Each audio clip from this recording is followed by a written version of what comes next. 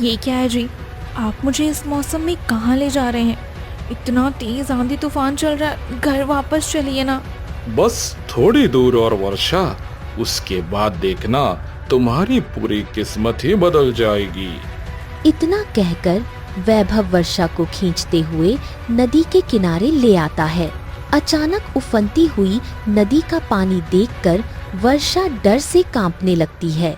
नदी का किनारा? यहाँ इस उफनती हुई नदी को देखकर मुझे अंदर से बहुत अजीब सी घबराहट महसूस हो रही है। हम यहाँ क्यों आए हैं? अब तुम्हें कभी कोई घबराहट महसूस नहीं होगी वर्षा। वैभव तुरंत अपनी जेब से चमत्कारी भभूत निकालता है और उसे वर्षा के ऊपर फेंक देता है। भभूत गिरते ही अचानक वर्षा का शरीर एक तेज रोशनी में गायब होने लगता है। ये क्या? मेरा शरीर इस तेज रोशनी में गायब कैसे हो रहा है जी? आपने मेरे साथ ये क्या किया? क्यों किया ऐसा? तुमने क्या सोची थी वर्षा? तुम ठाकुर की बेटी हो और मैं तुम्हारी हवेली का एक मामूली नौकर था। मैंने तुमसे शादी की तो क्या मैं पूरा जीवन तुम्हारी गुलामी करूंगा? कभी नहीं। अब मैं इस गांव का ठाकुर बनकर तुम्हारे ही धन दौलत पर राज करूंगा और तुम हमेशा के लिए मेरी जिंदगी से दूर चली जाओगी। तभी अचानक वर्षा का पूरा शरीर रोशनी का एक गोला बनकर नदी के पानी में समा जाता है। वैभव वहां से मुस्कुराते हुए निकल पड़ता है।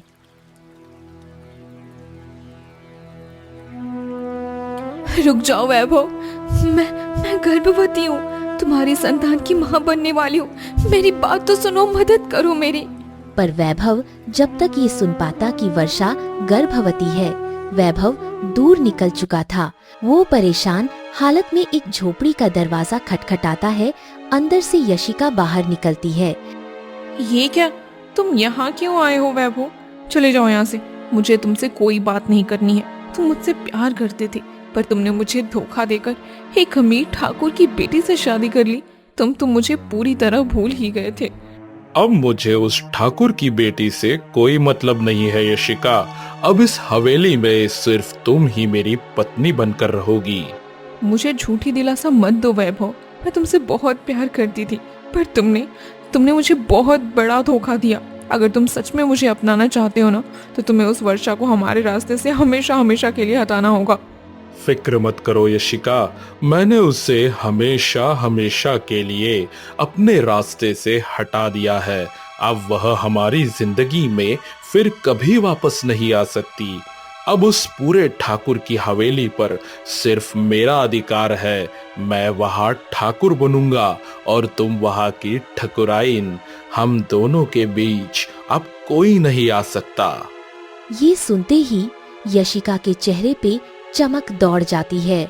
मैं बहुत खुश हूँ कि आखिरकार मेरा सपना सच हो गया।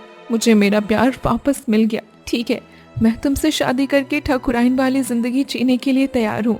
फिर वैभव मुस्कुराते हुए यशिका का हाथ पकड़ता है और उसे साथ लेकर वहां से चला जाता है।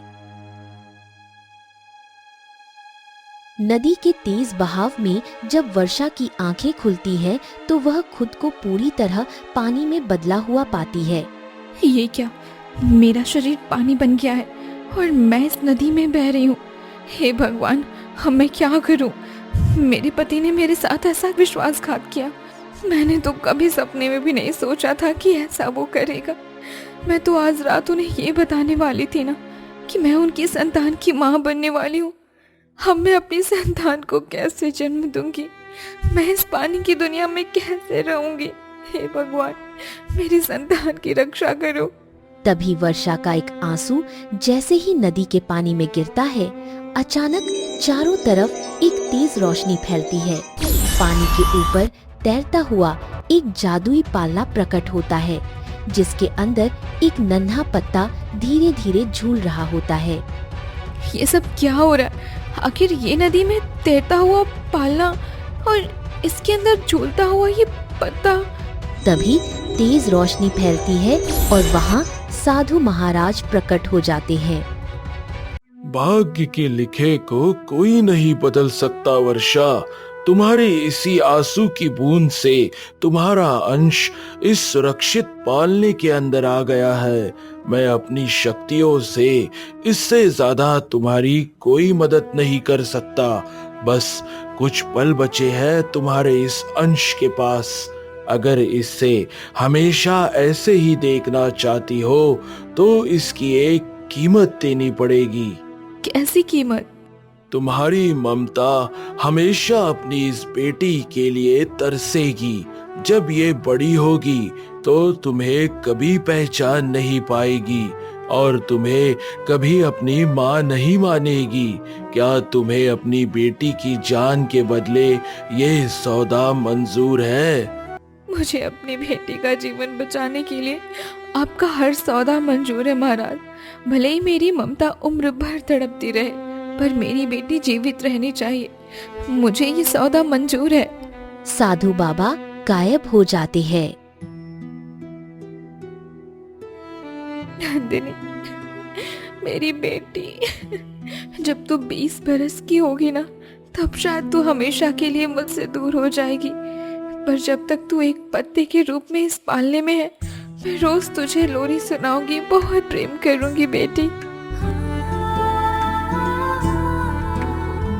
रात की पहली लहर चुपके से मेरे हाथों को छू गई। सोने दे मेरी चांद को, झूले की डोर अब ढीली पड़ने लगी है। सो जा मेरी जान अब नींद की गहराई में, देख मैं मिल रही हूँ पानी की परछाई में।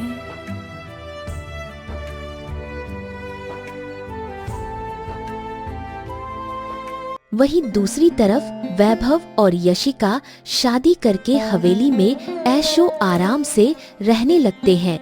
इसी तरह धीरे धीरे समय बीतता जाता है और पूरे 18 वर्ष पूरे हो जाते हैं।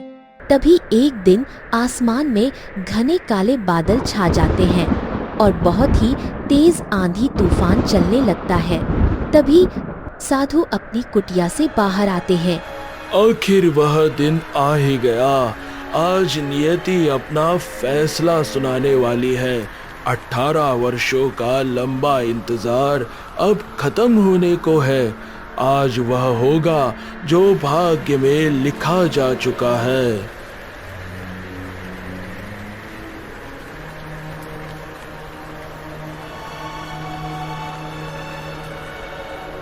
तभी नदी का पानी उफान मारने लगता है।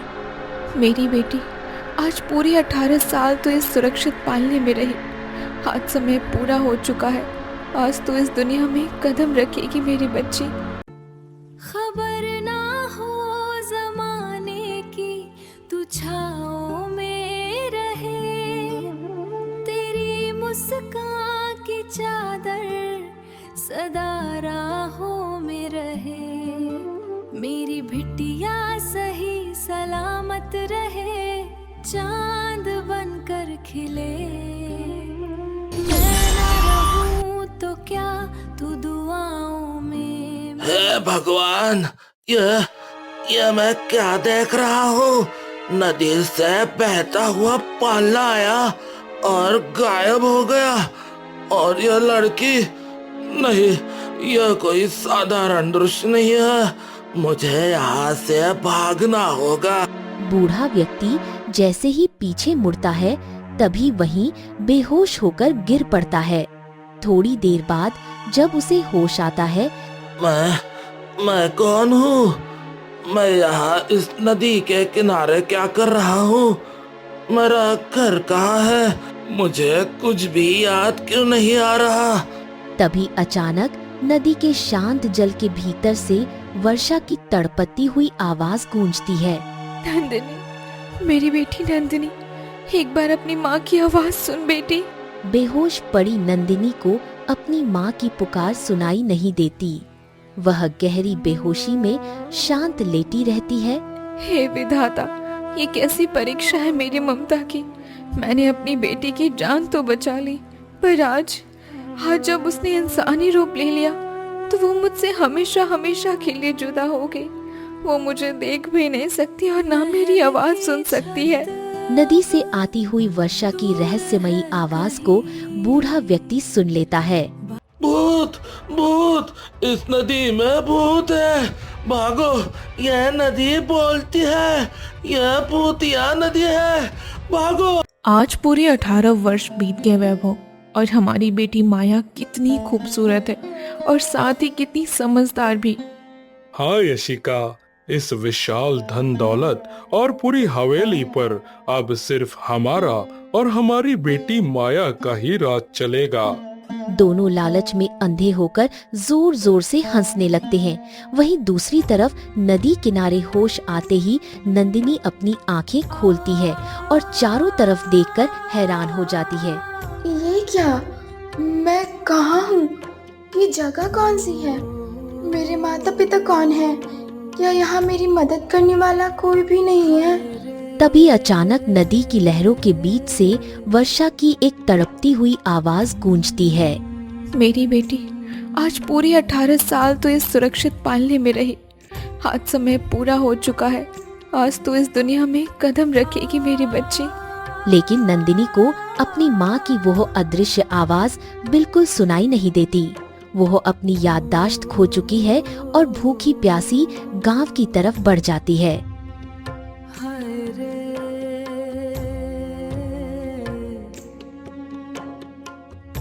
मुझे बहुत जोरों से भूख लगी है। चलो किसी से कुछ खाने को मांग लेती हूँ।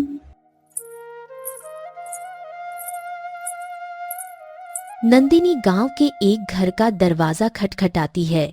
अंदर से एक गांव वाला बाहर आता है।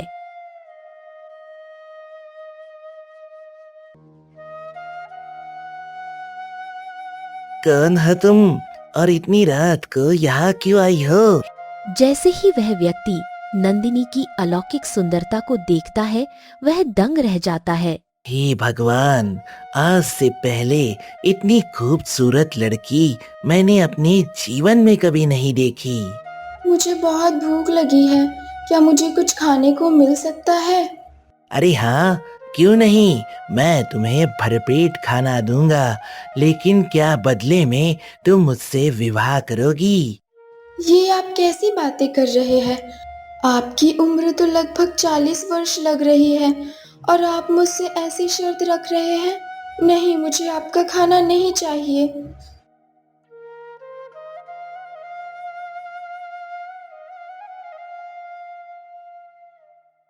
मुझे इतनी तेज भूख लगी है पर कोई मुझे खाने को नहीं दे रहा। मुझे अपने बारे में कुछ याद क्यों नहीं आ रहा? मेरे माता पिता कौन हैं? मेरी याददाश्त इतनी कमजोर कैसे हो सकती है? अरे वाह, ये लड़की तो सचमुच स्वर्ग से उतरी अप्सरा लग रही है। इसके चेहरे पर मासूमियत है, आंखों में बेबसी, और लगता है इसे अपना नाम तक याद नहीं। अगर मैं इसे अपने जाल में फंसा लूं तो आज मेरी किस्मत खुल जाएगी। बेटी, तुम्हारा चेहरा बता रहा है कि तुम बहुत देर से भूखी हो। क्या तुम यहाँ बिल्कुल अकेली हो? तुम्हारे साथ कोई नहीं है? हाँ, मुझे बहुत तेज भूख लगी है। मुझे ये भी याद नहीं कि मैं कौन हूँ और कहाँ से आई हूँ। अगर आप मेरी थोड़ी सी मदद कर दे तो मैं जिंदगी भर आपका एहसान नहीं भूलूंगी। अरे पगली, अब तुम्हें डरने की जरूरत नहीं है। इस गांव के लोग बहुत पत्थर दिल हैं, किसी के आंसू नहीं देखते। लेकिन आज से मैं तुम्हारा सहारा बनूंगी। चलो मेरे साथ, मैं तुम्हें भर पेट खाना खिलाऊंगी और किसी तरह की तकलीफ नहीं होने दूंगी। सच? मुझे लगा था इस दुनिया में मेरा कोई नहीं है। आपका बहुत बहुत धन्यवाद। भगवान आपका भला करे। लीलावती अपनी झूठी ममता का जाल बिछाकर मासूम नंदिनी को अपने साथ एक बड़े सेठ की हवेली में ले आती है। हवेली में बैठा सेठ जैसे ही लीलावती के साथ नंदिनी को देखता है, उसके चेहरे पर लालच भरी मुस्कान फैल जाती है। आओ लीलावती, क्या बात है, आज फिर कोई नया शिकार लेकर आई हो? सेठ जी, आज तो मैं आपके लिए साक्षात चांद का टुकड़ा लेकर आई हूँ। इतनी खूबसूरत लड़की आपको पूरे इलाके में नहीं मिलेगी। इस बार मेरी मेहनत की कीमत भी पहले से कहीं ज्यादा होनी चाहिए। अरे वाह, सच में ये तो बेहद खूबसूरत है। ऐसा नायाब सौदा तुम पहले कभी नहीं लाई थी। तुम्हारी कीमत तुम्हारे घर पहुंच जाएगी। अब तुम यहाँ से जा सकती हो।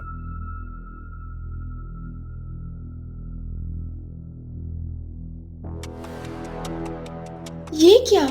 आप लोग मुझे यहाँ क्यों लेकर आए हैं? मुझे आपके साथ नहीं रहना, मुझे जाने दीजिए। अब तुम यहाँ से कहीं नहीं जा सकती।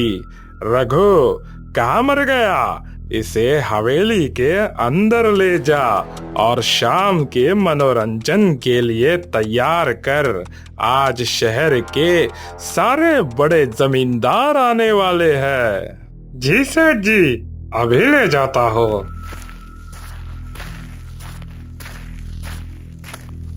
नहीं, तुम लोग मेरे साथ क्या कर रहे हो? छोड़ दो मुझे, मुझे बहुत भूख लगी है, मुझे बस यहाँ से जाने दो। रघु जबरदस्ती नंदिनी को पकड़कर हवेली के अंदर एक सजे धजे कमरे में ले जाता है।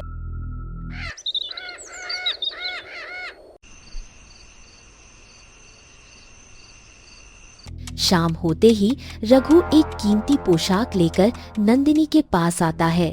जल्दी से ये पोशाक पहनकर तैयार हो जाओ।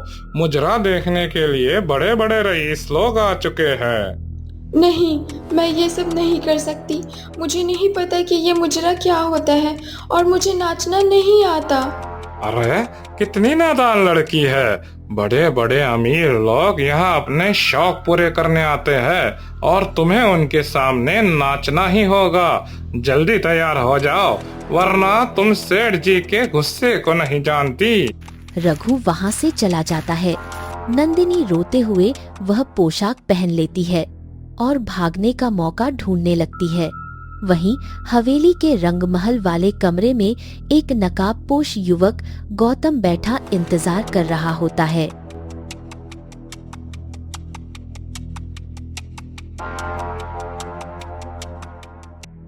वहीं दूसरी तरफ रघु घबराया हुआ भागते भागते सेठ के पास पहुंचता है।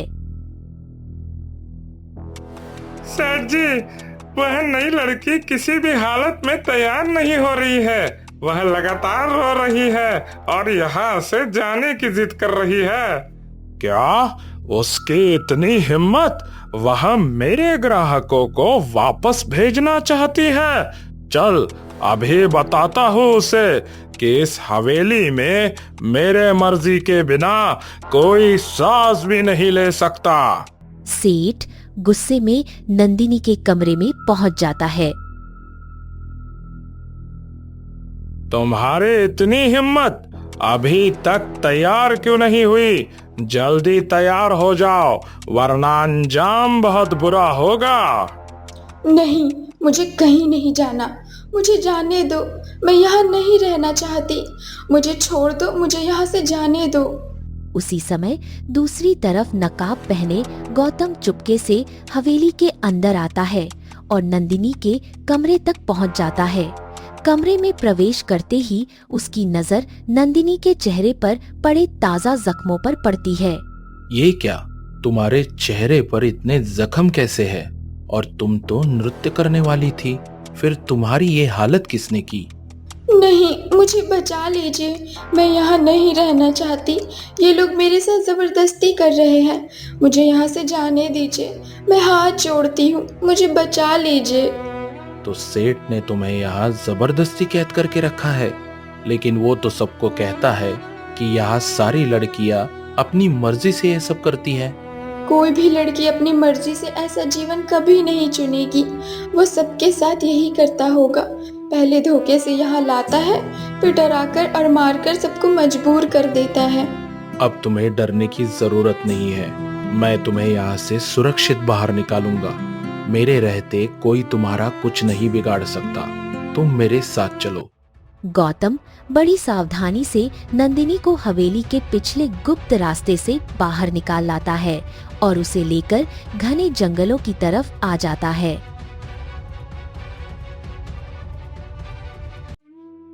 आपका बहुत बहुत धन्यवाद। अगर आज आप नहीं होते तो मेरी जिंदगी पूरी तरह बर्बाद हो जाती। आपने मेरी जान बचा ली। आज पहली बार मैंने किसी लड़की की बेबसी और उसकी तकलीफ को महसूस किया है, वरना अब तक तो मैं लड़कियों को सिर्फ मनोरंजन का साधन समझता था। तुम्हारी आंखों के आंसू देखकर मुझे एहसास हो गया है कि कोई भी लड़की अपनी मर्जी से इस राह पर नहीं चलती। आज मैं तुम्हें वचन देता हूँ कि मैं भविष्य में कभी किसी मजबूर लड़की का इस तरह फायदा नहीं उठाऊंगा। चलो अब मैं तुम्हें तुम्हारे घर तक छोड़ देता हूँ। अगर मैंने इसे बता दिया कि मुझे अपने घर और अतीत के बारे में कुछ भी याद नहीं है, तो कहीं ये भी मुझे धोखा देकर किसी और मुसीबत में न डाल दे। मुझे संभल कर बात करनी होगी। मुझे अपने घर का पता मालूम है, बस यहाँ से थोड़ी दूर आगे जाने के बाद मैं अपने गांव चली जाऊंगी। तुम अब जा सकते हो। ठीक है, पर इस घने जंगल में तुम्हारा अकेले जाना सुरक्षित नहीं है। मैं तुम्हें तुम्हारे घर की सीमा तक छोड़ देता हूँ, मेरे साथ चलो। दोनों चुपचाप आगे बढ़ने लगते हैं, पर नंदिनी के मन में बेचैनी बढ़ने लगती है। अगर मैं इसके साथ आगे गई तो इसे सच पता चल जाएगा कि मुझे अपनी राह तक याद नहीं है। मुझे हर हाल में इससे अपना पीछा छुड़ाना ही होगा।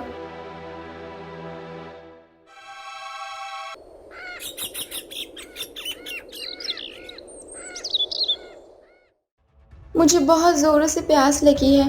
क्या मुझे थोड़ा पानी मिल सकता है? ठीक है, तुम यही इस पेड़ की छांव में रुको, मैं पास के तालाब से तुम्हारे लिए पीने का पानी लेकर आता हूँ। गौतम जैसे ही पानी लेने के लिए आगे बढ़ता है, नंदिनी विपरीत दिशा में तेजी से भाग निकलती है।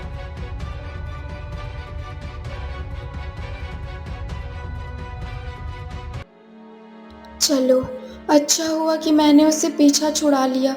उसने मेरी मदद तो की थी, पर जिन लोगों ने मेरे साथ विश्वासघात किया, उसके बाद अब मेरा किसी पर भी भरोसा करने का मन नहीं करता। नंदिनी बेबसी में घने जंगलों के बीच भटकने लगती है।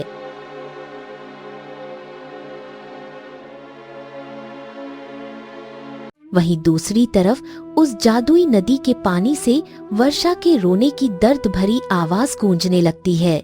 मेरी बच्ची, तुझे मुझसे दूर के अभी थोड़ा ही वक्त हुआ है, पर इस अभागी माँ का दिल तेरी फिक्र में तड़प रहा है। मेरी बेटी नंदिनी, अपनी माँ के पास वापस आजा बेटी। उसी समय गांव के दो आवारा व्यक्ति नदी के पास से गुजर रहे होते हैं। अरे सुन, ऐसा लग रहा है जैसे नदी के किनारे कोई लड़की रो रही है। चल चल, उसे अपनी मीठी मीठी बातों के जाल में फंसाएंगे, हमारी तो किस्मत ही खुल जाएगी। हाँ भाई, मौका तो बहुत अच्छा है, चल चल कर देखते हैं। जैसे ही वे दोनों नदी के करीब पहुंचते हैं, पानी के भीतर से वर्षा की करुण पुकार गूंज उठती है। नंदिनी, मेरी बेटी, वापस आजा। अरे बाप रे, यह तो बोलती हुई नदी है। हम तो समझ रहे थे कि कोई लड़की रो रही है, पर यहाँ तो पानी से आवाज आ रही है। भागो भाई, ये तो कोई जादुई और बोलती नदी है। ये हम लोगों को जीवित ही निगल जाएगी। भागो यहाँ से। दोनों डर के मारे हांफते हुए गांव की सीमा पर पहुंचते हैं, जहां उन्हें वही याददाश्त खोया हुआ बूढ़ा व्यक्ति मिलता है। क्या हो गया तुम दोनों को? तुम दोनों इस कदर घबराए हुए क्यों भाग रहे हो?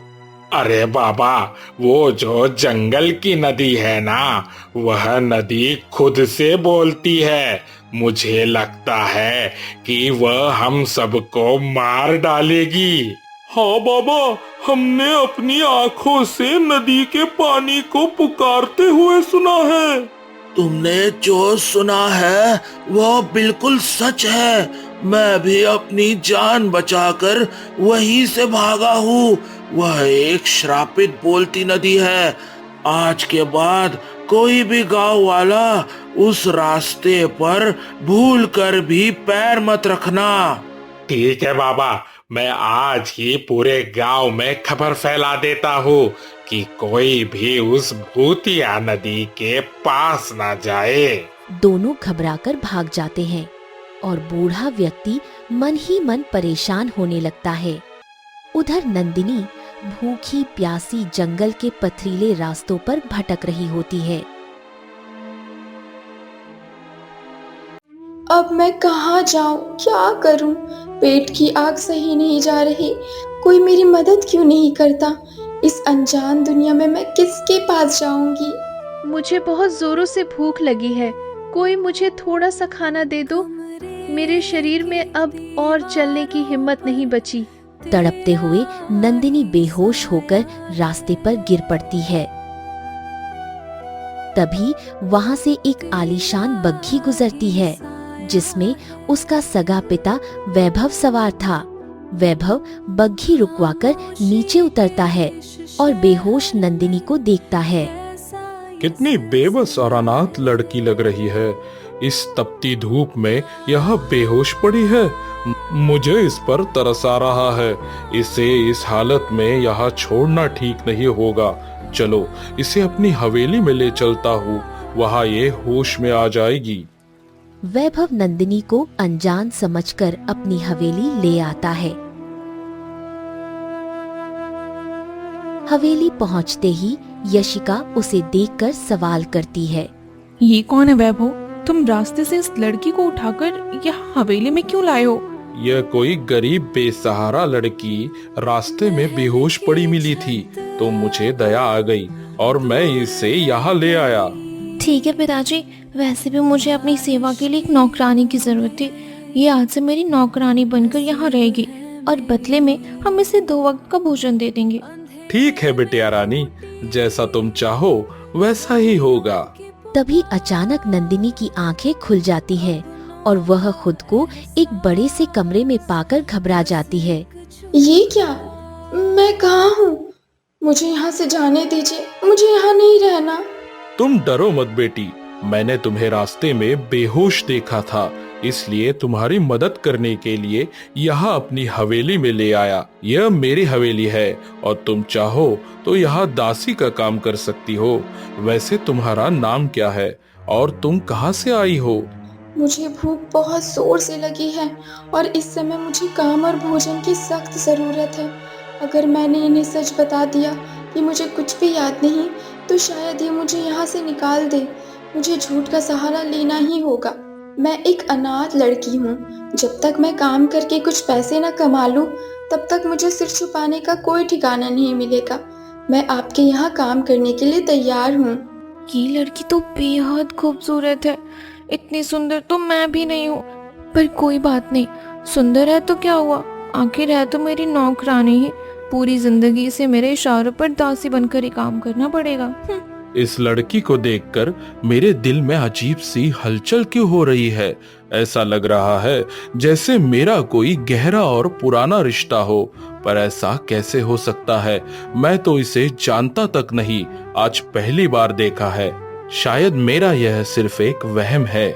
वैभव वहां से चला जाता है।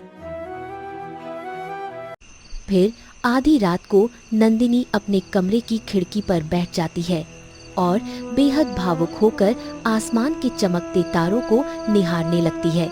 लेकिन मुझे कब पता चलेगा कि मेरे असली माता पिता कौन हैं? मैं कौन हूँ और कहाँ से आई हूँ? मैं कब तक लोगों से झूठ बोलती फिरूंगी और कितनों को मैं ये झूठी कहानी सुनाऊंगी? मेरे असली माता पिता तो जानते तक नहीं कि मैं कहाँ हूँ।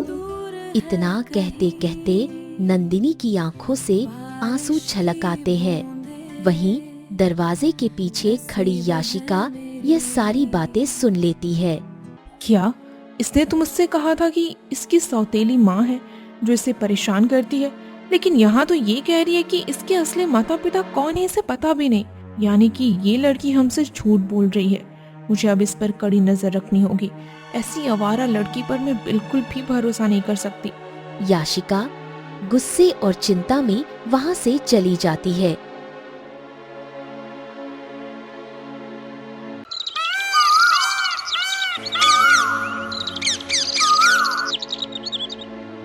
अगली सुबह होते ही माया बेहद घमंड में नंदिनी के कमरे में आ जाती है।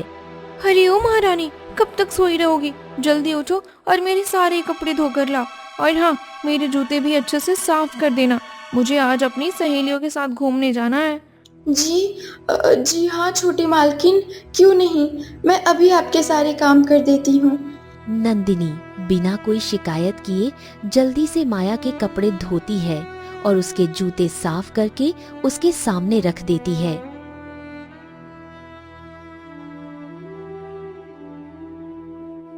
और सुनो, आइंदा से अपना सिर हमेशा मेरे सामने नीचे झुकाकर रखा करो, क्योंकि मैं इस बड़ी हवेली की मालकिन हूँ और तुम सिर्फ एक मामूली काम वाली नौकरानी हो, समझी? अब हटो मेरे रास्ते से। माया वहाँ से अकड़ती हुई चली जाती है। नंदिनी अपनी किस्मत पर रोते हुए अपनी आंखों के आंसू पोंछती है। वहीं दूर खड़ा वैभव यह सब देख रहा होता है। इस लड़की की आंखों में आंसू देखकर मुझे अंदर से इतना अजीब क्यों महसूस हो रहा है? ऐसा क्यों लग रहा है कि इसके आंसू मेरे खुद के आंसू है? नहीं, मेरे साथ ऐसा नहीं होना चाहिए। मैं आखिर क्यों इस अनजान दासी के लिए परेशान हो रहा हूँ? क्या बात है वैभव, आज पहली बार देख रही हूँ कि तुम इस मामूली दासी को देखकर इस तरह अफसोस मना रहे हो और दुखी हो रहे हो। याशिका, पता नहीं क्यों इसे देखकर मुझे मेरी पहली पत्नी वर्षा की बहुत याद आ रही है। इसकी रोती हुई आंखें और इसकी बोली बिल्कुल मेरी पहली पत्नी वर्षा से मिलती जुलती है। ये आप कैसी बहकी बहकी बातें कर रहे हो वैभव? उसे मरे हुए तो पूरे 18 वर्ष हो गए, अब वो कहाँ से वापस आ सकती है? जरूर आप हर वक्त उसी के बारे में सोचते रहते हैं, इसलिए आपको हर लड़की में वही दिखाई देती है। नहीं याशिका, ऐसी कोई बात नहीं है। मैं उसे याद नहीं करता, बस अचानक से मेरे मुंह से निकल गया। मुझसे गलती हो गई, अगली बार से मैं ध्यान रखूंगा। वैभव अपनी बात खत्म करके वहाँ से चला जाता है। लेकिन याशिका के मन का डर अब गहरे शक में बदल जाता है। नहीं, ये बहुत बड़ी मुसीबत है। इतने सालों से इसने कभी भूल कर भी वर्षा का नाम नहीं लिया, और आज इस लड़की के आते ही इसकी जुबान पर वर्षा का नाम आ गया। यानी ये लड़की हमारी उस दफन हो चुके अतीत को दोबारा जिंदा कर रही है। मुझे वक्त रहते कुछ करना होगा। उसी रात जैसे ही आसमान में चांद की रोशनी नंदिनी के कमरे की खिड़की पर पड़ती है, नंदिनी सम्मोहन की स्थिति में उठती है और नींद में ही हवेली से बाहर जाने लगती है। याशिका उसे देख लेती है। ये क्या, आधी रात को ये नंदिनी चोरी छिपे कहाँ जा रही है? मुझे पहले से ही शक था कि ये जरूर कुछ छुपा रही है। चलो, आज इसके पीछे जाकर इसका सच पता लगाती हूँ।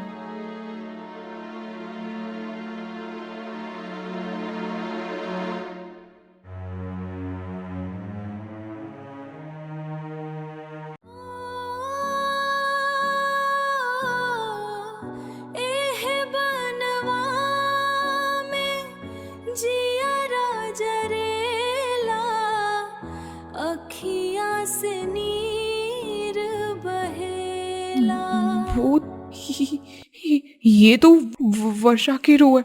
लेकिन ये इस लड़की को इस तरह गले क्यों लगा रही है? ये क्या हो रहा है?